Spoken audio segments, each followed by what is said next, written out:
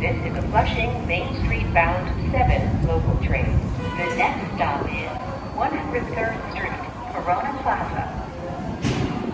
After Governor Cuomo declared a stay-at-home order on March 20th, 2020, all of New York City non-essential businesses were shut down. Exceptions to that were what they called essential businesses like pharmacies, doctor offices, hardware stores, liquor stores, bicycle shops, grocery stores, supermarkets, and restaurants. One chicken samosa, one vegetable samosa.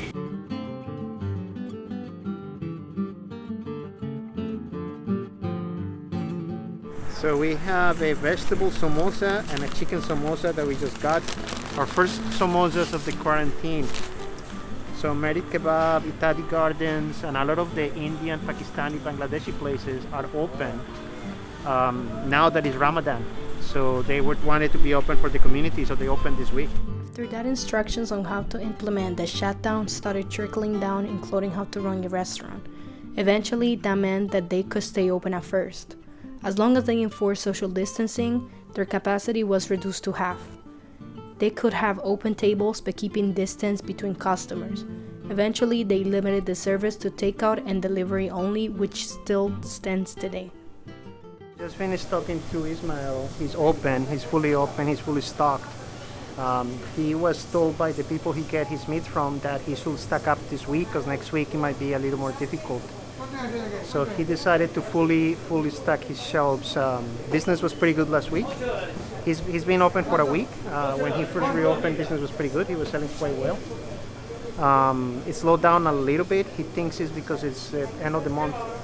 But his production of chorizos, he makes his own in-house chorizos. Everything is back on.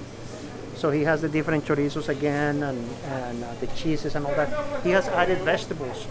He actually doesn't have as many right now. He decided to add some vegetables during these days. So he's added a bunch of limes, lemons, yuccas. He actually had more, but he sold out of everything. So things are doing well here.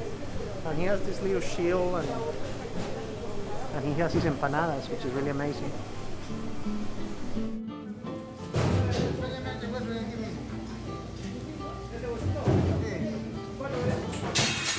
Póngame dos pedazos. El que está acá en la punta, mira.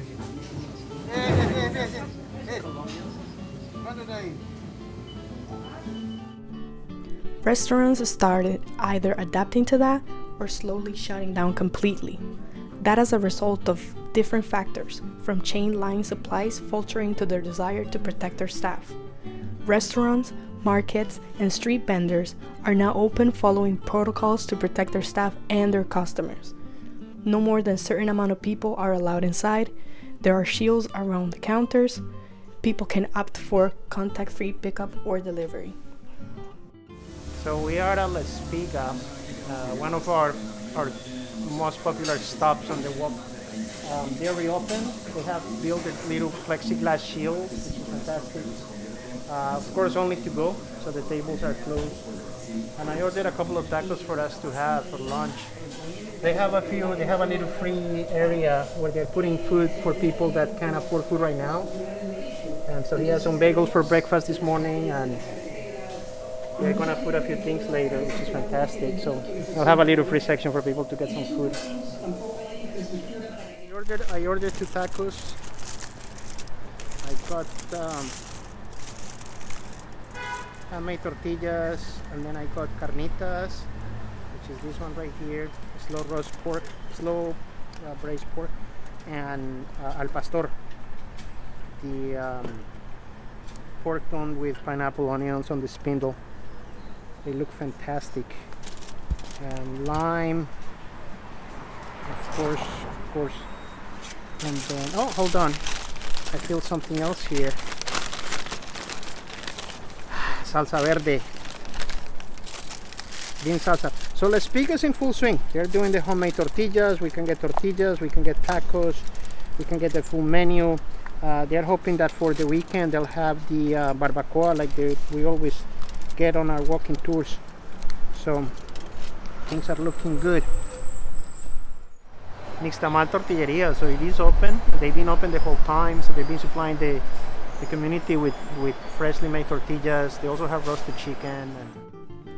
The negative economic impact of this crisis is something that we fear will have short and long-term repercussions, but we're happy to see that a lot of our local independent family-run businesses, restaurants, grocery stores, street vendors, are slowly reopening and coming back. It's going to be a difficult road, but we're optimistic that as a community, we will support each other.